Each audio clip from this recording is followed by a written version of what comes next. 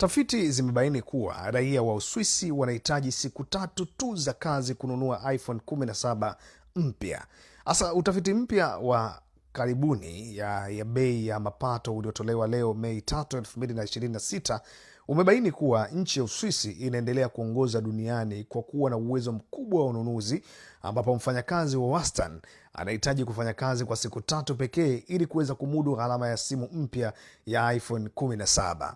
Takwimu hizo zinaonyesha pengo kubwa la kiuchumi kati ya Uswisi na mataifa mengine duniani, wakati raia wa Uswisi akitumia saa takriban 24 za kazi kupata kifaa hicho. Wafanyakazi katika mataifa yanayoendelea na baadhi ya nchi zingine za Ulaya Mashariki wanahitaji kufanya kazi kati ya mwezi 1 hadi 3 ili kufikia lengo hilo, kutokana na gharama ya juu ya maisha na viwango vya juu ama viwango vidogo vya mishahara. iPhone 17 ambayo inatarajiwa kuanza kuuzwa rasmi kote duniani mpaka kufikia hivi sasa, ni kwamba imekuwa kigezo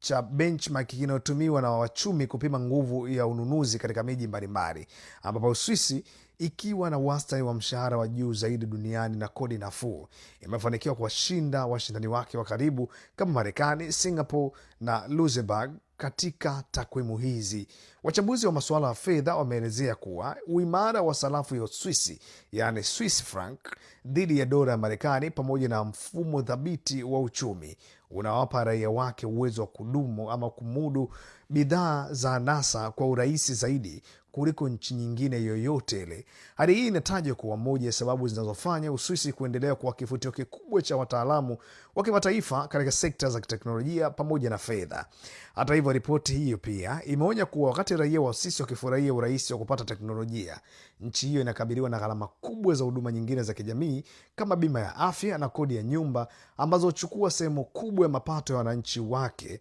tofauti na manunuzi ya vifaa vya kielektroniki.